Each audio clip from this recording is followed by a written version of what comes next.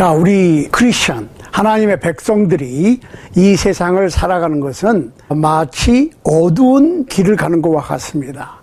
그렇지만 우리에게는 빛이 있지요. 빛 가운데로 걸어가는 거예요. 이 세상은 어두움입니다. 어두움과 빛은 절대로 같이 갈 수 없어요. 그렇다고 해서 빛과 어두움이 다투는 것은 아니에요. 어두움은 빛이 나타나면 자동적으로 사라지게 되어 있습니다. 근데 빛이 없으면 어두움이 득세를 하지요. 그러면 과연 우리가 이 세상에서 천국 백성으로, 하나님의 백성으로, 크리스찬으로 살아가는 데 있어서 실족하지 않으려면 빛이 필요해요. 빛 가운데로 걸어가는 것이 필요해. 그래서 시편 119편 105절에 보면 주의 말씀은 내 발의 등이요 내 길의 빛이니이다 그랬습니다. 잠언 6장 23절에 보면 대저 명령은 등불이요 법은 빛이요 훈계와 책망은 곧 생명의 길이다 그랬습니다. 결론적으로 주의 말씀이 우리가 가는 길을 비춰주는 밝은 빛과 같은 거예요. 그런데 막연히 주님의 말씀 빛이라기보다는 요한복음 1장 1절로 18절에 보면 예수 그리스도 곧 하나님의 말씀이 육신을 입고 세상에 오셨는데 그분이 예수님이다. 그거는 우리가 상식적으로 알고 있어요. 등, 빛, 라이트 다 좋아요. 그렇지만 우리가 크리스찬이라면, 하나님의 백성이라면 빛 가운데서 살아야 되고 말씀 가운데 살아야 되고 말씀으로 우리의 삶의 지표를 삼아야 돼요. 그러니까 하나님의 독생자 예수 그리스도, 그분이 십자가 위에서 완성시켜 주신 복음을 따라가는 거예요. 그러니까 복음을 믿는다고 하는 것은 빛 가운데 사는 것이고 복음을 떠나지 않는 것은 빛에서 벗어나지 않는 거지요. 자, 그런데 고린도서 1장 13절 14절 보면 죄인을 흑암의 권세 아래 있는 자로 표현했고 복음에 순종한 자를 어두움에서 빛으로 옮겨진 사람으로 표현을 했고, 그 얘기는 세상의 권세에서, 흑암의 권세에서 하나님께서 사랑하시는 하나님의 아들의 나라, 즉 빛의 나라로, 즉 구원받은 상태로 된 것을 얘기한 것이고, 크리스찬은 곧 천국 백성이고, 그러니까 구원되는 것은, 천국 가는 것은 죽어서 하는 것이 아니라 이미 이 세상에서 천국 백성, 천국 시민권을 획득하는 것이다. 이렇게 했죠? 그러니까 세상은 어두워. 그건 당연한 거예요. 세상은 당연히 문제가 있는 거야. 그거 가지고 우리 크리스찬이 흔들리거나 요동하거나 두려워하거나 걱정하거나 근심하거나 할 필요가 없어요. 세상은 어두운 거야.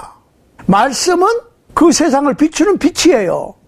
우리는 비침을 받은 빛의 자녀예요. 빛의 자녀가 가면 빛을 들고 가기 때문에 어둠이 물러가는 거예요, 당연히. 그런데 고린도후서 4장 1절로 12절에 보면 질그릇에 담긴 보화에 대해서 말씀을 하고 있는데 여러분들이 꼭 그거를 잘 보셔야 돼. 고린도후서 4장 1절로 12절 꼭 참조하시기 바랍니다. 고린도후서 4장 1절로 12절 여기 보면 우리는 질그릇으로 표현되어 있어. 질그릇. 그렇지. 흙으로 빚어진 그릇이니까 질그릇이야. 잘못하면 깨지기도 하고 약하다고 볼 수도 있고 하찮은 것으로 볼 수도 있어. 그렇지만 우리가 질그릇 같은 깨지기 쉬운 육체 안에 살고 있음에도 불구하고 하나님의 자녀고 천국 백성인 것은 우리 안에 빛을 간직하기 때문인데 그 빛은 복음의 빛이다. 복음의 빛을 간직했기 때문에 그 복음의 빛 때문에 우리가 고귀한 우주 만물을 창조하신 전지전능하신 창조주 여호와 하나님의 자녀고 백성인 거예요.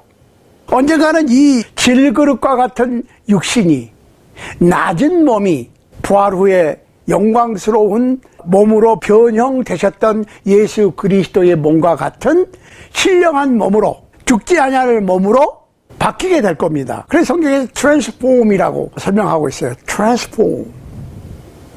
예수님께서 다시 오실 때예요. 그 순간이.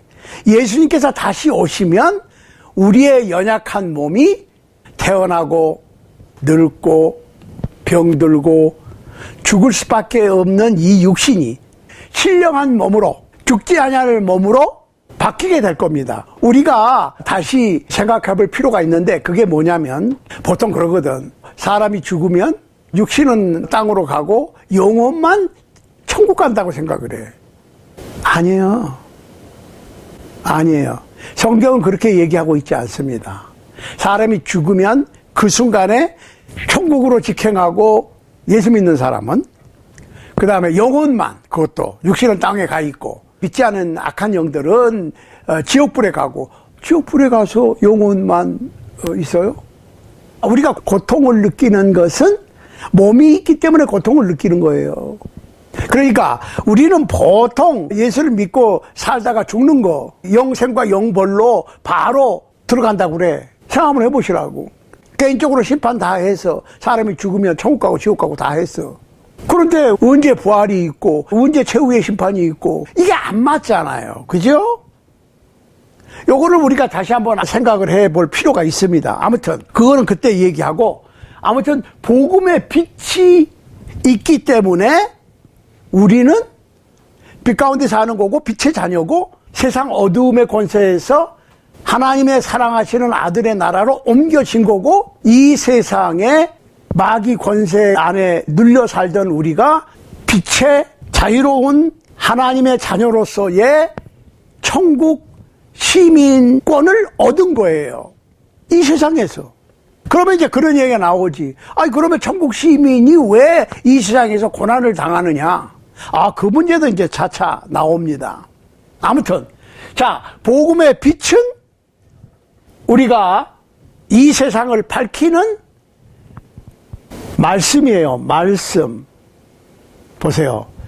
베드로전서 1장 22절로 25절인데 너희가 진리를 순종함으로 너희 영혼을 깨끗하게 하여 거짓이 없이 형제를 사랑하기에 이르렀으니 마음으로 뜨겁게 피차 사랑하라. 너희가 거듭난 것이 썩어질 씨로 된 것이 아니요 썩지 아니할 씨로 된 것이니 하나님의 살아있고 항상 있는 말씀으로 되었느니라. 그러므로 모든 육체는 풀과 같고 그 모든 영광이 풀의 꽃과 같으니 풀은 마르고 꽃은 떨어지되 오직 주의 말씀은 세세토록 있도다 하였으니 너희에게 전한 복음이 곧 이 말씀이니라.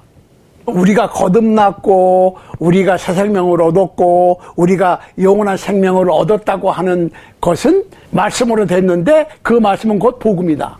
결론적으로 신구약 성경 66권이 말하고자 하는 결론이 복음이에요. 자, 다시 한번. 그럼 그 복음이 뭐냐? 고린도전서 15장 1절로 3절입니다. 4절 하나 더 붙여도 돼요.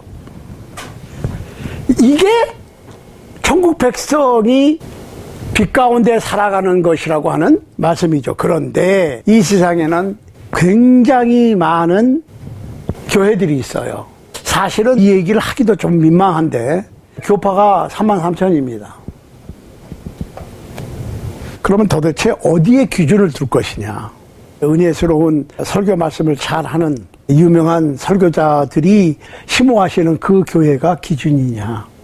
도대체 교회에 하나님의 나라로서의 교회의 기준이 어디냐 이거야. 기준. 그렇지 않습니까? 모든 일에는 기준이 있어요. 예를 들면 길이를 측정하는데 자가 필요하잖아요.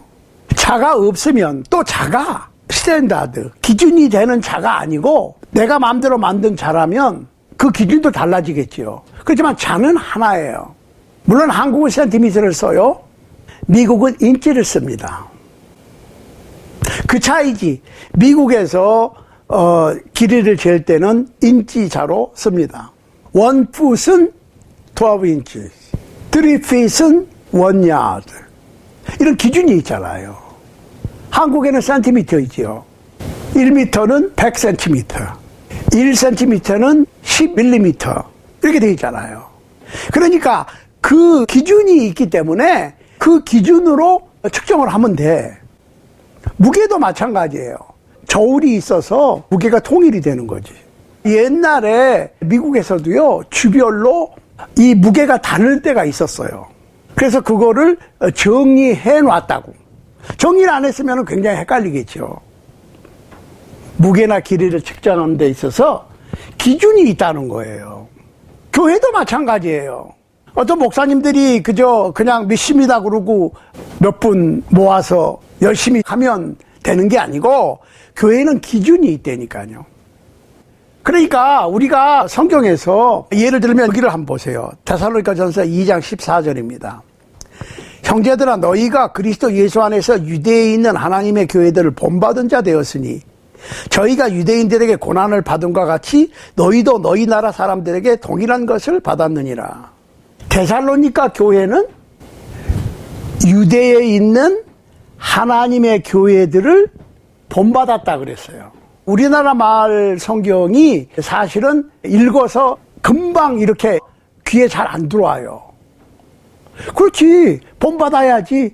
그러니까 본받았다고 하는 거는 어떤 거를 따랐다는 얘기인데, 단순히 따른다는 얘기는 내가 원하는 것은 따르고 내가 원치 않는 것은 그냥 슬그머니 넘어가고, 그러니까 교파가 생기는 거거든요.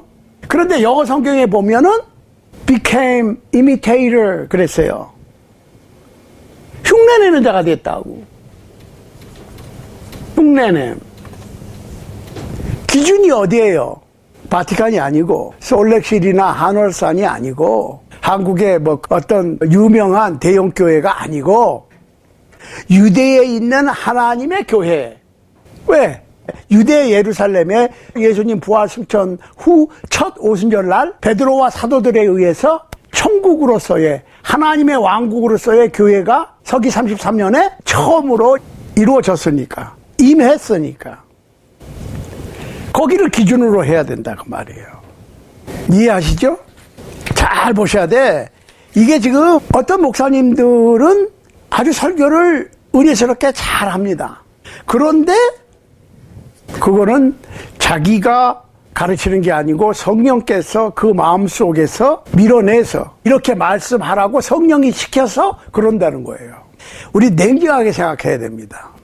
교회 혹은 예배, 구원의 도, 생명의 도를 연구함에 있어서, 기독교 교리를 연구함에 있어서 머리는 차갑게, 가슴은 뜨겁게 해요.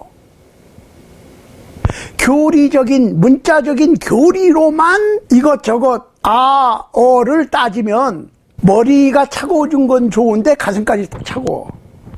가슴이 차갑다는 얘기는 죽었다는 얘기예요. 그러면은 가슴이 뜨겁다 못해서 머리까지 뜨거워. 가슴도 뜨겁고 머리도 뜨겁고. 그러면은 제정신이 아니지. 잘 보세요. 다시. 하나님의 말씀을 연구함에 있어서 머리는 차갑게, 가슴은 뜨겁게 해야 되는데 머리가 차갑고 가슴도 차가우면 죽은 신앙이고, 가슴이 뜨겁고 머리까지 뜨거우면 살짝 이상이 있는 신앙이지. 정신 못 차려. 기준이 없어. 절대로 하나님께서, 성령께서는 우리를 정신없이 몽롱하게 만들지 않습니다. 하나님께서는 우리를 이성적으로 냉정하게 이해할 수 있는 복음, 곧 말씀을 주신 것이지 그냥 어떤 감정적으로 뜨겁게만 찾으면 진짜 중요한 것을 빼놔요. 사람이 흥분하면 진짜 중요한 것을 빼놓습니다. 그러니까 예를 들면 미국에서는 미국을 Sue Happy Society라고 합니다. 지금은 한국에서도 그래요. 보니까 기분 나쁘면 고소하는 거예요. 수를 한다고 법원에다가. 그러면 그걸 다 받아줘요. 물론 거기에 형사가 있고 민사가 있고 다르지만은 아무튼 수를 받아줘. 그 받아주는 이유가 뭔지 아세요? 미국은 총이 많습니다. 총이 이미 정부에서 거둬들일 수 없을 만큼 많아졌어요. 그래서 어떤 사람이 어떤 일로 억울한 일을 당할 수 있어. 그러면 호소할 때가 있어야 되잖아요. 그거를 해결을 해주는 시스템이 필요하지요. 그래서 미국이 그게 발달이 됐어요. 어떤 컴플레인이든지 파일할 수 있어요, 법원에. 그럼 그거를 판사가 보고 양쪽을 불러서 해결을 해주는 거예요. 그렇게 안 하면 개인적으로 해결하려고 그러면은 그렇지 않아도 뭐 총기가 많이 퍼져 있는데 맨날 총싸움 날 거라고. 그러니까 서부 개척 시대에는 뭐 시작하면 총 쐈잖아요. 총도 찾고 다니고 총으로 해결했잖아요. 근데 그게 아니죠. 어떤 문제가 있으면 재판관이 법원에서 법으로 해결을 해주는 거예요. 마찬가지로 우리가 이 세상에서 천국 백성으로 살아도 기준이 있어야 된단 말이에요. 그러니까 헌법, 주법, 캬우니법, 시리법, 그 법에 의해서 잘잘못이 또 그 기준이 생기는 것이지, 내 생각이 기준이 돼버리면은 골치 아파지죠, 세상이.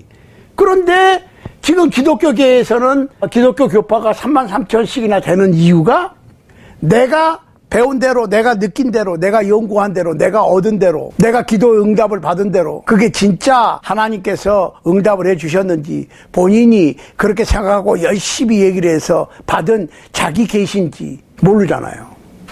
그럴듯하면 많은 사람들이 추정을 해.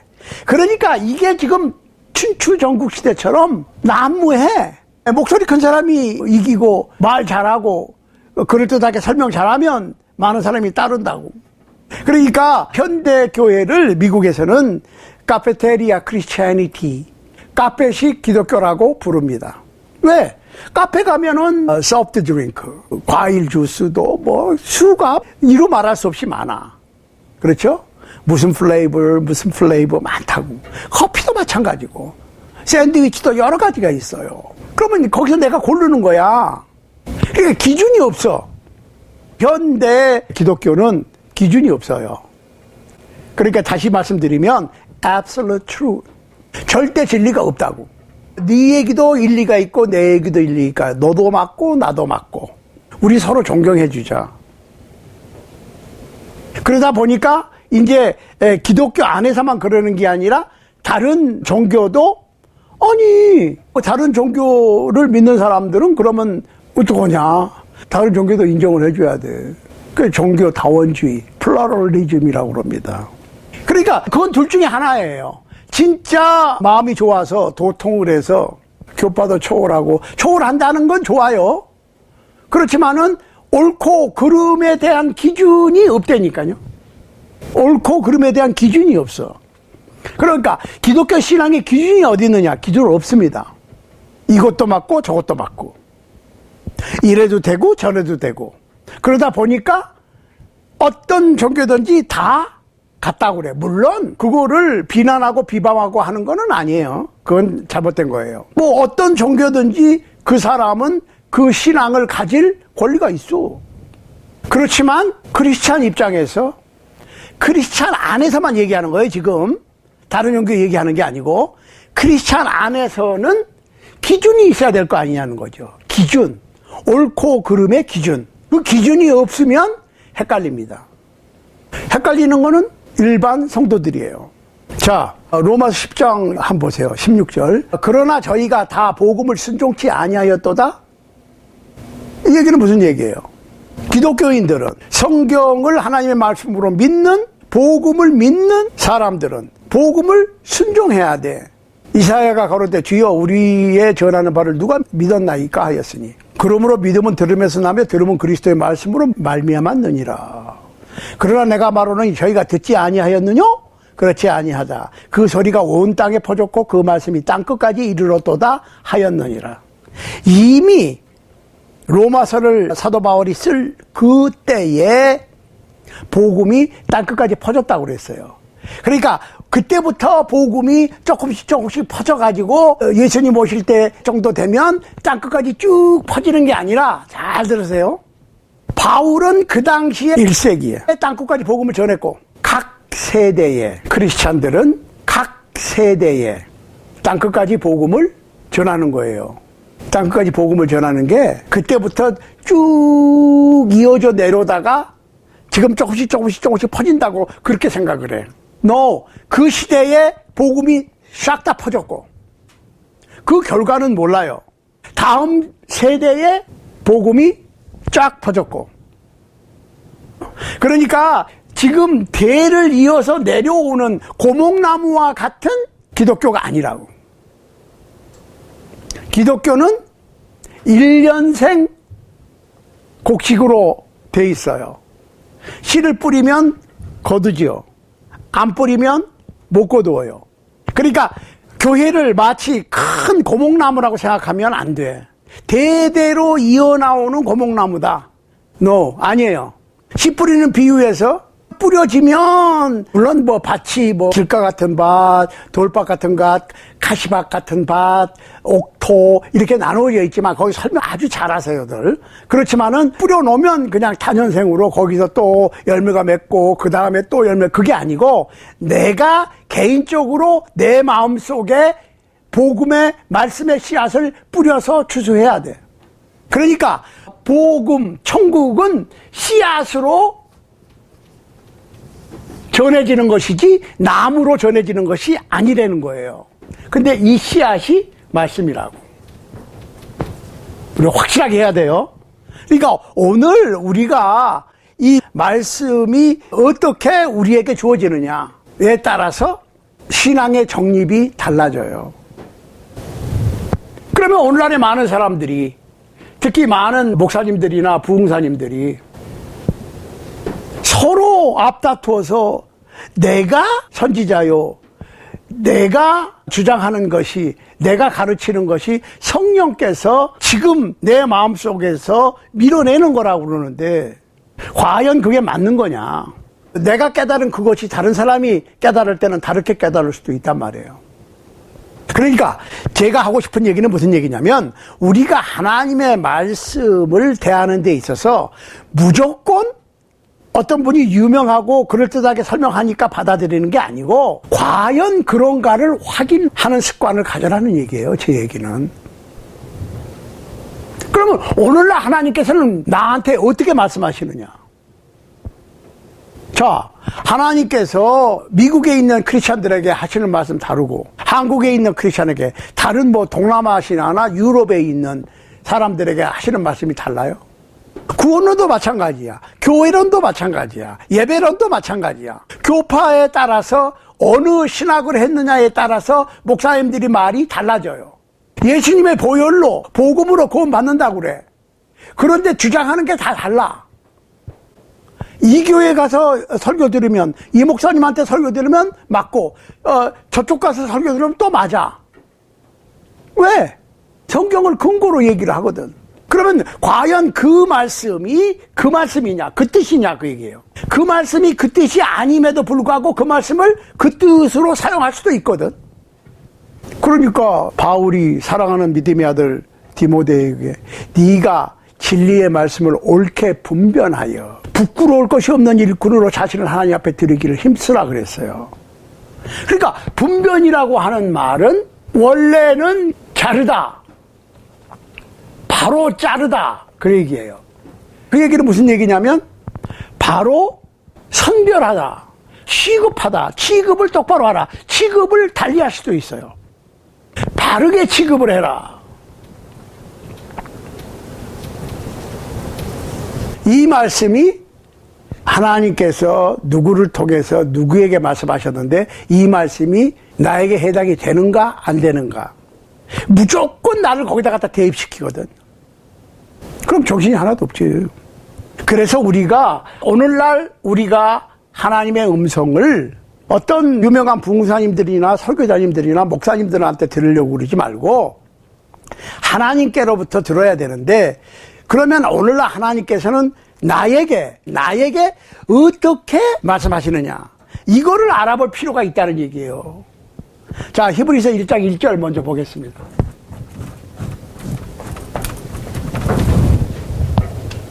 옛적에 여러 부분과 여러 모양으로 선지자들을 통해서 말씀하시던 하나님이 이 모든 날 마지막에 아들로 말씀하셨다.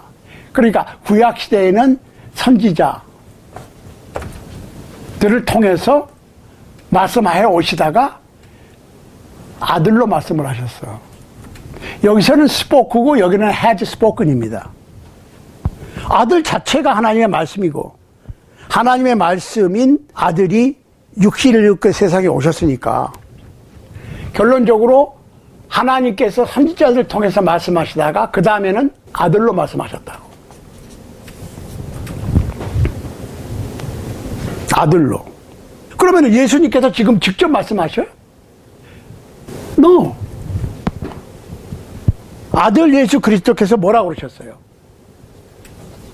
사도들한테 말씀을 맡기셨다고. 그걸 알아야 돼요.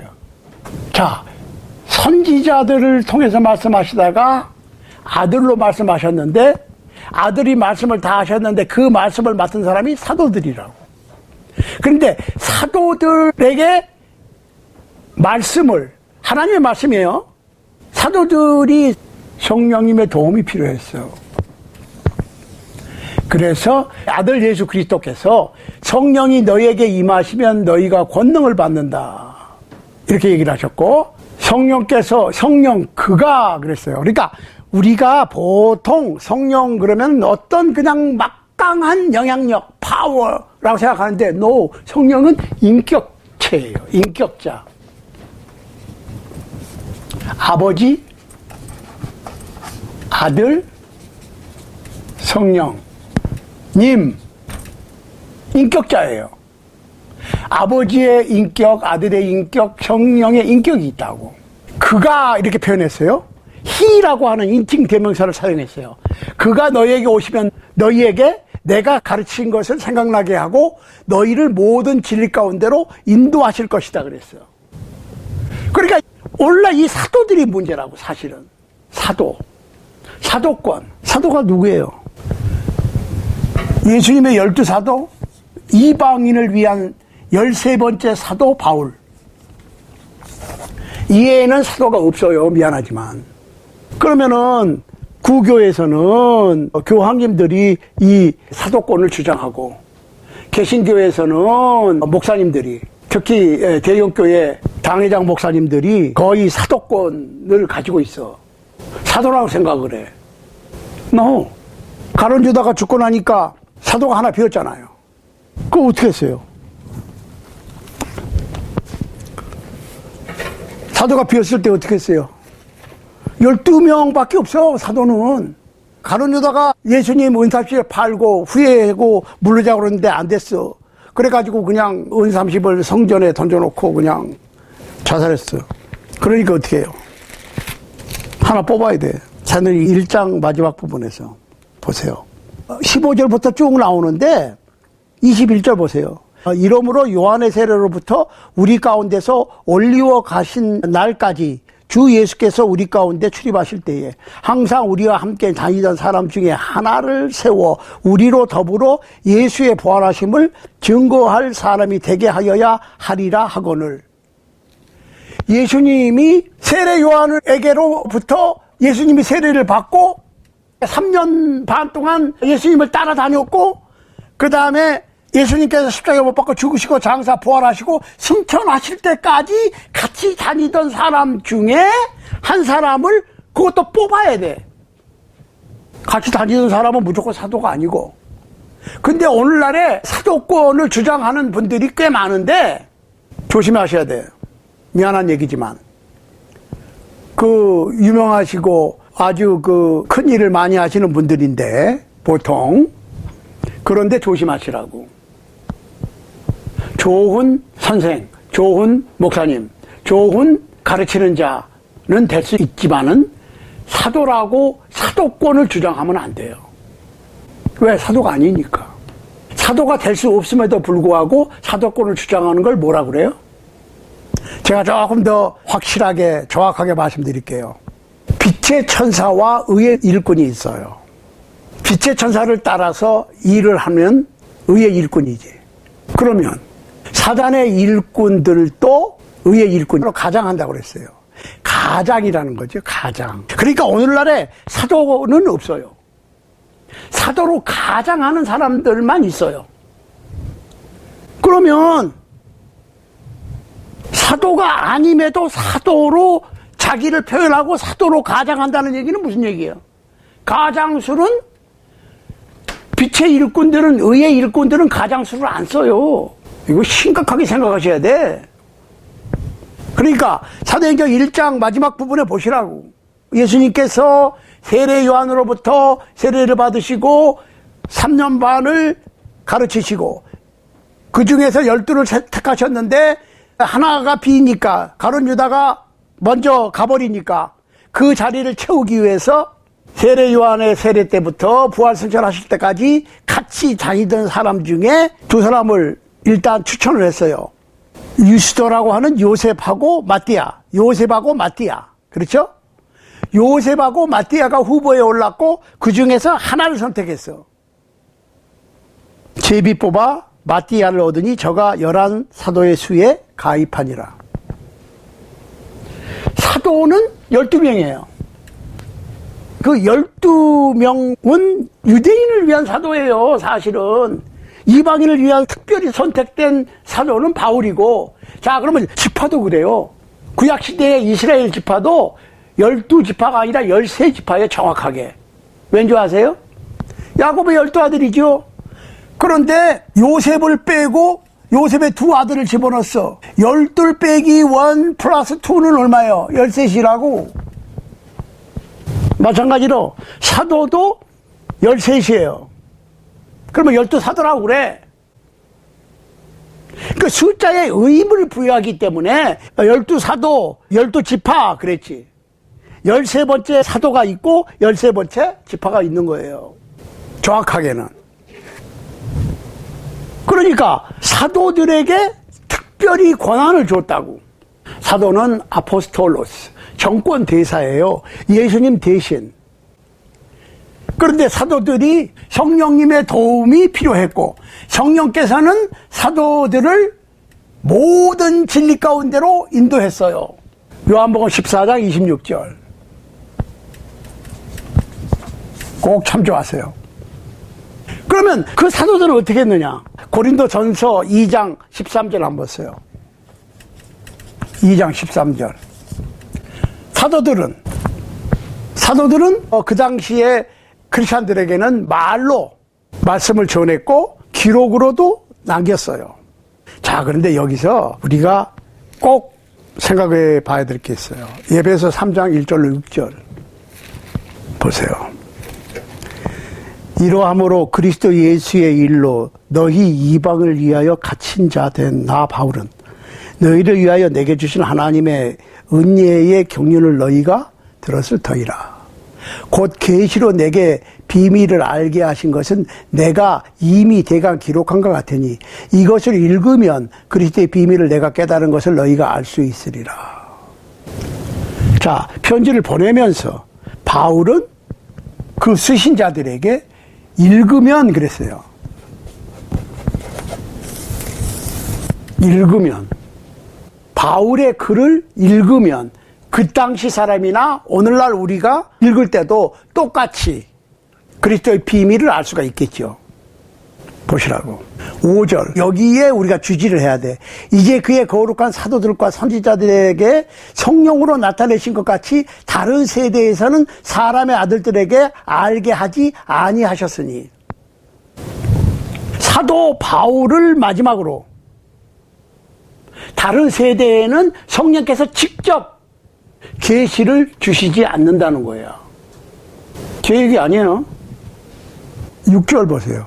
이는 이방인들이 복음으로 말미암아 그리스도 예수 안에서 함께 후사가 되고 함께 지체가 되고 함께 약속에 참여하는 자가 됨이라.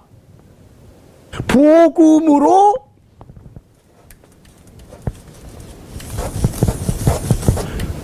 복음을 전하고 복음을 듣고 복음에 순종해서 약속에 참여하는 천국 백성이 되는 것이지. 어떤 사람에게 특별히 성령께서 그 마음속에 계시를 주셔서 말씀을 증거하게 하시지 않는다는 거야. 그러니까 어떤 분이 성령에 의해서 성령의 역사함으로 성령이 말하게 하심으로 내가 지금 설교를 합니다라고 얘기한다 할지라도 그것은 그분이 성경을 읽었거나 연구를 한 결과야. 그분이 연구한 것이지 성령께서 직접 주시는 건 아니지. 성령께서 바울을 통해서 다른 사도나 선지자들이나 성서 기록자들을 통해서 하나님께서 주신 것을 내가 거기서 얻어서 얘기하는 것이지, 얘기하는 그 순간에 직접 성령께서 내 마음속에 역사하신다고 하는 얘기는 맞지 않죠. 그러니까 디모데후서 3장 16절, 데살로니가전서 2장 13절, 디모데후서 3장 16절, 데살로니가후서 2장 13절 꼭 참고하시기 바랍니다. 그러니까 오늘날의 사도권을 주장하는 분들은 이제 사도권 주장을 그만하셔야 돼. 어떤 분들이 성경을 많이 연구해서 말씀을 잘 증거하는 건 좋은데, 사도처럼 내가 그렇게 얘기하려고 내가 의도하지 않음에도 불구하고 이런 얘기를 성령께서 주신다라고 얘기하는 건 굉장히 위험한 겁니다. 성령께서 그렇게 하시지 않는다고 그랬잖아요. 근데 그렇게 한다고 그래.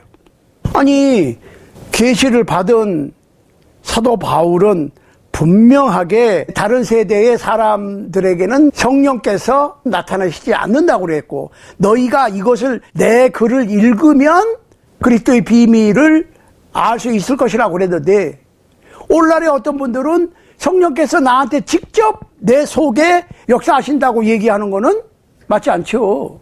심하게 얘기하면 사기죠. 물론 그렇다라고 주장하면은 뭐 할 수 있어. 듣는 사람도 그런 설교를 믿고 따를 수 있어요. 없는 거 아니에요. 선택의 자유가 있어.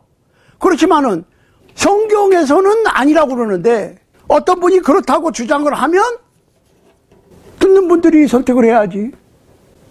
성경을 따라가시겠습니까? 어떤 그렇게 주장하는 분들을 따라가시겠습니까? 그러니까 그렇게 주장하시는 분들을 따르는 것이 성령을 따른다고 생각하는데, 성경은 아니라고 그래. 그러면 성경이 맞습니까? 어떤 분들의 주장이 맞습니까?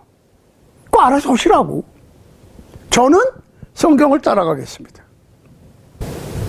그러니까 오늘날 하나님의 음성은 말씀을 통해서 듣는데, 그 말씀의 결론이 뭐냐? 사실은 복음이고, 복음이 형성되는 과정이나 그 결론을 얻기 위해서 성경 66권이 있는 거예요. 결론이 복음이라고. 복음 위에 다른 어떤 것을 목적으로 설교를 하고 가르친다고 그러면 그거는 뭔가 성경하고 안 맞는 거예요. 하나님의 뜻과 안 맞아요.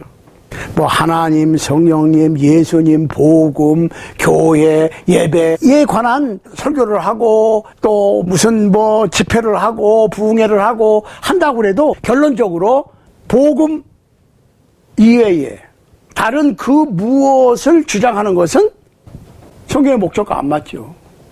어떻게 생각하십니까? 그러니까 오늘날의 하나님은 기록된 말씀으로 하나님께서는 사람들이 연구해서 깨닫고 하게 하신 것이지, 시시각각으로 때에 따라서 복음의 계시를 따로 주시고 뭐 구원 얻는 방법 뭐 이런 거를 따로 주시고 한다고 하는 것은 맞지 않지요. 성경하고. 성경을 읽으면서 성경 속에서 어떤 거를 깨닫고 격려받고 하는 거지요. 그렇지만 그것이 다 1세기에 있었던 초대교회 일들의 기록이고, 그것을 통해서 우리가 교훈을 배우고 우리가 이 세상에서 살아가는 것을 배우는 것이지, 하나님의 뜻을 찾는 것이지, 그때마다 하나님께서 특별히 이렇게 저렇게 하라고 지시를 해 주신다고 그럴 것 같으면 문제가 심각해지는 게 있어요. 가장 문제가 심각해지는 게 뭔지 아세요? 예수를 믿고 안 믿는 것, 하나님을 믿고 안 믿는 것도 하나님께서 믿음을 주신다고 그럴 것 같으면, 믿음을 안 주셔서 안 믿는 사람들이 믿지 않는 것에 대한 책임은 누구한테 있습니까? 하나님한테 있지. 왜? 나 믿음을 안 주셨잖아. 아니, 믿음을 안 주신 하나님의 책임이지 믿지 않은 내 책임이야? 어떤 사람은 믿음을 주셔서 믿게 하시고, 어떤 사람은 왜 믿음을 안 주셔? 그런 식으로 그냥 편리한 대로 하나님한테 모든 책임을 전가시켜버리면 이거 기독교 신앙 자체가 중구난방이 돼버리고 헷갈려요. 그러니까 사실은 오늘날 헷갈립니다. 많은 사람들이. 구원론의 문제, 교회의 문제, 예배의 문제, 특히 요새같이 이렇게 바이러스가 성행해서 할 때는 과연 어떻게 해야 되느냐. 하나님께서 지금은 왜 잠잠하시고 하나님께서 이거를 해결 안 하셔? 도대체. 이런 얘기가 나올 수 있거든요. 어떻게 생각하십니까? 오늘날의 하나님께서는 어떻게 말씀하시느냐? 우리는 오늘날 하나님의 뜻을 어떻게 알 수가 있느냐? 그렇죠? 결론적으로 하나님께서는 선지자들을 통해서 이스라엘 백성들에게 말씀하셨고, 그렇지만은 하나님께서 아들을 보내서 말씀을 하셨고, 아들은 사도들을 선택해서 성령의 도우심으로 말씀하셨고, 사도들은 말로 전했지만 기록으로 남겼고, 그래서 그것을 읽으면 깨달을 수 있게 해 놓으셨고, 그러니까 내가 깨달은 것이 중요한 키가 아니고 성경을 바로 읽는 거, 바로 취급을 해야 돼. 내가 원하는 방법대로 취급을 하는 게 아니라. 그러니까 사실은 제대로 된 성경 공부는 성경의 어떤 주제에 관한 피스들을 여기저기 성경 66권에 흩어져 있는 말씀들을 차곡차곡 갖다가 맞춰보는 거예요. 그렇게 해서 전체 그림을 볼 수 있게 해주는 거예요. 이게 진정한 성경 공부라니까요. 그러니까 오늘 가장 기본적인, 하나님께서는 지금 어떻게 우리에게 말씀하시는가? 하나님께서 왜 오늘날 좀 직접 나타나셔서 뭐라고 좀 한마디 해주시면 좋겠는데 왜 안 하시는가? 그러면 우리가 잘못하면 어떻게 돼? 우리가 만든 하나님을 섬기게 될 수도 있다니까요. 내가 만든 하나님을 내가 섬기는 거야. 그게 우상이지. 그러지 않기 위해서 어떻게 해야 돼요? 성서 속의 하나님, 기록된 말씀으로 인지를 해야지. 그러니까 이사야 선지자는 일찍이 하나님의 말씀을 잘 읽어보라. 빠진 것이 없고 짝이 없는 것이 없다. 왜? 하나님의 입이 말씀을 내었고 신이 모으셨다. 성령께서 모으신 거야. 구약 39권, 신약 27권이 어떻게 어느 정교회에서 됐고, 그 정교회를 어디서 주관했고, 그것도 성령께서 하신 거야. 그러면은 성령께서 누구를 통해서 했는데, 성령께서 하신 그 일이 무흠하고 바른 것이지, 그 사람들이 바른 거 아니에요. 사람들은 달라질 수도 있고, 바뀔 수도 있고, 변질될 수도 있어. 이해되세요? 무슨 말인지? 그러니까 성경이 종교개혁 시대에는 굉장히 귀했어요. 그래서 성경 카피를 하나 가진 거는 그냥 평생 소원이었고, 성경 카피를 하나 갖게 되면 그냥 눈물을 질질 흘리고 그걸 껴안고 그냥 정말 예수님 만나듯이 그랬다고. 근데 오늘날에는 성경이 너무 흔해. 너무 흔하다 보니까 성경이 귀한지를 몰라. 그 틈을 이용해서 하나님을 빙자하고 예수님을 빙자하고 성령님을 빙자해서 자기의 논리를 펼치는 사람들이 많아졌다고. 그러니까 저는 무조건 제 얘기를 따르라 그 얘기가 아니에요. 어떤 얘기를 들으면 꼭 진짜로 그러한가 성경에 확인하는 그런 버릇이 필요합니다. 왜? 가르치는 사람이 좁은 시야로 잘못 보고 잘못 느끼고 잘못 정리해서 잘못 전할 수도 있어. 그렇죠? 사도 바울은 두렵고 떨림으로 구원을 이루라고 그랬고, 내가 다른 사람에게 복음을 전하고 다른 사람은 살리고 내가 disqualified, 내가 구원에 이룰 수 없게 될지 두려워한다고 그랬어요. 그러면 사도 바울보다 더 위대한 설교자가 있습니까 오늘날? 사도 바울도 그렇게 했는데 오늘날의 유명하신 설교자님들이나 부흥사님들은 너무 하나님 앞에서, 죄송합니다, 하나님 앞에서 너무 교만해. 가르치는 위치에 있는 분들이나 배우는 위치에 있는 분들이나 하나님 앞에서 겸손하고 하나님을 두려워할 줄 아는 지혜자들이 되시기 바랍니다. 여호와를 경외하는 것이 지식의 근본이라고 그랬는데 거기서 경외, 그러니까 이게 한자로 난해하게 생각하는데 영어로 보면 간단해요. Fear God. 하나님을 두려워할 줄 알아야 돼. 그 어떤 분들은 하나님하고 친하니까 하나님하고 막 트고 논다고 생각하는데 천만의 말씀. 하나님은 창조주고 우리는 창조물입니다. 어떤 분이 아무리 뛰어나고 아무리 명석해도 피조물입니다. 전달자예요. 딜리버리맨이라고. 바울이 전한 복음이지 바울의 복음이 아니라고. 우리 모두가 하나님 앞에서 겸손하고 하나님의 기록된 말씀에 순종할 수 있는 여러분과 제가 될 수 있게 되기를 간절히 소원합니다.